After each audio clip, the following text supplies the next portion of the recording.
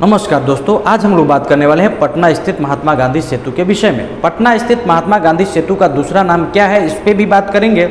इससे पहले कि हम ये जानेंगे कि आखिर पटना स्थित गांधी सेतु का निर्माण किसने करवाया था, कौन सी कंपनी ने करवाया था, किसने उद्घाटन किया था, इस पुल की लंबाई कितनी है, चौड़ाई कितनी है, इसमें पिलर कितने हैं, इस पर भी बात करेंगे। जब ये पुल बन के तैयार हुआ तब पटना से वैशाली का दूरी कितना मिनट में तय होने लगा, ये भी जानेंगे। आखिर क्या नौबत आई कि बार बार इस पुल को रिपेयर करके चलाना पड़ा और इतने वर्षों तक रिपेयर कर करके चलाना पड़ा, इस पर भी बात करेंगे। और आखिर क्या स्थिति आई, ऐसी स्थिति क्यों आई जब इस पे स्टील का सुपर स्ट्रक्चर तैयार करके नए सिरे से इसको तैयार किया गया, तब इसमें लागत कितना आया, इसका शुभारंभ किसने किया, इस पे भी बात करेंगे। तो चलिए शुरू करेंगे। इसमें यह भी जानेंगे कि आखिर जब ये पुल बनके तैयार हुआ था तब ये एशिया में कितना नंबर स्थान रखता था, कैमा स्थान था इसका, इस पे भी बात करेंगे। लेकिन अब भारत ही नहीं बल्कि एशिया का सबसे लंबा नदी पुल कौन है, इस पे भी बात करेंगे। तो चलिए शुरू करते हैं। देखिए दोस्तों, पटना स्थित जो महात्मा गांधी सेतु पुल है, सेतु है, ये वैशाली से पटना को जोड़ता है। इसका लंबाई जो है 5.75 किलोमीटर है, जबकि चौड़ाई की बात करें तो 25 मीटर है ना। इसका निर्माण शुरू हुआ था 1972 ईस्वी में और बन के तैयार हुआ था 1982 ईस्वी में। इसका निर्माण जो करने वाला कंपनी था उसका नाम था गैमोन इंडिया लिमिटेड। क्या गैमोन इंडिया लिमिटेड।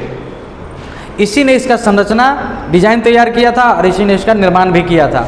लेकिन उस समय इसका लागत कितना आया था, तो 87.22 करोड़, यानी 87.5 करोड़ कह सकते हैं इसको, है ना। अब बात आया कि इसके निर्माण के 5 साल हुए भी नहीं कि इसमें टूट फूट शुरू हो गया। क्यों? क्योंकि इस पे से होके अत्यधिक गाड़ियों का परिचालन होने के कारण, ओवरलोडेड गाड़ियों के परिचालन होने के कारण, भारी वाहनों के परिचालन होने के कारण इसमें टूट फूट शुरू हो गए और तब से रिपेयरिंग कर करके इसको चलाने का काम शुरू हो गया, है ना। रिपेयरिंग कर कर के चलाने के क्रम में संभावना इतना गंभीर हो गया, जब लोग इस दूरी को 10 मिनट में पार करते थे, तय करते थे वैशाली से पटना, अब वो दूरी घंटों जाम में फंसे रहने के बाद तय करते थे। 1 घंटा 2 घंटा तक लाइन में लगे रह जाते थे। गांव सुदूर इलाका से जो लोग, जो पेशेंट थे, मरीज थे, वो राजधानी स्थित अस्पताल में इलाज के लिए जाते थे, वो रास्ते में ही दम तोड़ देते थे, समझे कि नहीं। तमाम समस्याएं उत्पन्न होने लगी। कोई नेताजी भाषण देने जाने वाले थे, वो उसी जाम में रह जाते थे, उनका कार्यक्रम कैंसिल हो जाता था। इस तरीके का भी स्थिति उत्पन्न होता था। अब हम बात कर लेते हैं कि आखिर ये पुल जब बना तो इस पे कितने पिलर थे। तो इसमें 46 पिलर थे। प्रत्येक पिलर की लंबाई 121 मीटर था और उस समय वैशाली से पटना की जो दूरी तय करने में समय लगता था 10 से 15 मिनट समय लगता था, समझे कि नहीं। और ये जो है पुल वो किस सड़क पर है, इस पे भी बात करेंगे। तो NH19 नेशनल हाईवे 19 राष्ट्रीय राजमार्ग संख्या 19 पर ये है। अब हम लोग बात करते हैं कि आखिर इसका निर्माण जो हुआ उसके तुरंत बाद टूटने लगा, तो रिपेयरिंग कर कर के इसको चलाने में 102 करोड़ लागत आया था। कितना? 102 करोड़ लागत आया था। जब बाद में इसको नए सिरे से बनाने का बात आया तो 237 करोड़ की लागत से इसका स्ट्रक्चर ऊपर का तोड़वाया गया, पिलर को छोड़कर। 237 करोड़ रुपए इसको तोड़ने में आए। तोड़ने समय यह ध्यान रखा गया था कि इसका कोई भी मलबा पार्ट गिरकर नदी में नहीं चला जाए, है ना। उसको बाहर निकालने का पूरा प्रबंध किया गया था, पूरे सुरक्षा के साथ इसको ध्वस्त किया गया था, तोड़ा गया था और उसके बाद से नए सिरे से इसको बनाया गया था। पिलर वही रखा गया था क्योंकि पिलर सुरक्षित था। अब हम बात करेंगे कि इसको जब निर्मित किया गया था, जब बन गया था, तो इसका उद्घाटन 1982 के तत्कालीन प्रधानमंत्री श्रीमती इंदिरा गांधी ने किया था। इस बात को याद रखेंगे। अब जब इसका स्टील वाला स्ट्रक्चर तैयार हुआ तो सबसे पहले जो स्ट्रक्चर तैयार हुआ वो हुआ पश्चिमी लेन का। और पश्चिमी लेन का जो कार्य शुरू हुआ था वो हुआ था जून 2017 में और बन के तैयार हुआ था 31 जुलाई 2020 को ये बन के तैयार हो गया था। और श्री नितिन गडकरी जी इसका परिचालन शुरू करवाए थे, है ना, फीता काट कर। और फिर उसके बाद जो दूसरा लेन है पूर्वी लेन, उसका शुभारंभ 7 जून 2022 को श्री नितिन गडकरी के ही द्वारा परिचालन शुरू कराया गया फीता काटकर, और इस तरह से पूर्ण रूपेण ये चलने लगा, मतलब इस पे वाहनों का आवागमन शुरू हो गया। और ये बात करते हैं कि इसमें लागत कितना आया। इस पुल को नए सिरे से तैयार करने में 66,360 मीट्रिक टन स्टील लगाया गया। कितना?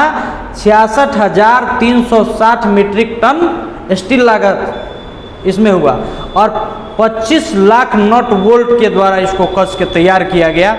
उसके बाद अब ये पुल आगे 100 साल तक पूरे मजबूती के साथ वाहनों के आवागमन के लिए तैयार है, क्योंकि इस पुल से होकर लगभग प्रत्येक दिन 40 से 50 हज़ार वाहनों का आवागमन होता है। अब हम बात करते हैं, जब ये बना था पुल तब ये एशिया का सबसे लंबा नदी पुल था, लेकिन वर्तमान में एशिया का सबसे लंबा नदी पुल भारत में ही है, लेकिन गांधी सेतु नहीं है। वर्तमान में एशिया का सबसे लंबा नदी पुल जो है वो है धौला सादिया पुल, और ये असम को अरुणाचल प्रदेश से जोड़ता है। और ये किस नदी पर है? तो ब्रह्मपुत्र नदी पर है। तो यहाँ दो नदी का जिक्र हुआ पूरे घटनाक्रम में। क्या? एक पहला गंगा नदी, दूसरा ब्रह्मपुत्र नदी। तो यहाँ से याद करने वाली बात क्या है कि भारत का सबसे लंबी नदी जो है वो है गंगा नदी, और भारत का सबसे चौड़ी नदी का बात करें तो वो है ब्रह्मपुत्र नदी, है ना। अब बात करेंगे कि आखिर गांधी सेतु जो पुल है वो कितना किलोमीटर का था, और ये नया वाला पुल कितना किलोमीटर का है कि ये एशिया में सबसे बड़ा नदी पुल हो गया। तो समझिए, जब ये बना था गांधी सेतु तो इसका लंबाई कितना था? 5.75 किलोमीटर, लेकिन ये जो अब का जो एशिया का सबसे लंबा नदी पुल है उसका लंबाई है 9.15 किलोमीटर, और इसका नाम क्या है इस पुल का? धौला सादिया पुल। और ये किन दो राज्यों को जोड़ता है? असम और अरुणाचल प्रदेश, है ना। अब हम लोग बात करेंगे कि आखिर इस पे और क्या व्यवस्था है। तो ये 4 लेन का तो है, 2 लाइन जाने के लिए, 2 लाइन आने के लिए। उसके अतिरिक्त इस पे साइकिल के लिए अलग लेन है, पैदल यात्रियों के लिए अलग लेन है, और इस पे 460 एलईडी लाइट लगाए गए हैं। कितना? 460 एलईडी लाइट लगाए गए हैं ताकि ये उजाला बना रहे इस पुल पे, है ना। एलईडी क्या होता है? एलईडी का फुल फॉर्म होता है लाइट इमिटिंग डायोड। क्या होता है? लाइट इमिटिंग डायोड, है ना। स्टील का स्ट्रक्चर तैयार करने में कितना स्टील लगा था? तो स्टील लगा था आपका 66,360 मीट्रिक टन। 66,360 metric ton. ये मीट्रिक टन क्या होता है जी? मीट्रिक टन 1000 केजी बराबर 1 मीट्रिक टन, 10 क्विंटल बराबर 1 मीट्रिक टन। 1 टन को ही कहते हैं 1 मीट्रिक टन। तो समझ में आया? 1 टन को ही 1 मीट्रिक टन कहते हैं, और 1 टन में 1000 केजी होता है। 1000 केजी में 10 क्विंटल होता है, और 1 क्विंटल में 100 केजी होता है। इन तमाम बातों को आप याद रखेंगे। अब बात करेंगे कि आखिर इस पटना स्थित महात्मा गांधी सेतु का दूसरा नाम क्या है। जैसा कि मैंने पहले ही वीडियो में कहा कि इसका दूसरा नाम के विषय में हम लोग इसमें चर्चा करेंगे। तो आप सोच रहे होंगे कि गांधी सेतु, तो ये सामान्य तौर पर हम लोग कहते हैं गांधी सेतु, लेकिन इसका दूसरा नाम गांधी सेतु नहीं है। इसका दूसरा नाम है गंगा सेतु। गंगा नदी पर होने के कारण इसका दूसरा नाम है गंगा सेतु। तो जानकारी जैसा लगा कमेंट करके बताएंगे। और भी जानकारी के लिए डू फॉलो मी। धन्यवाद।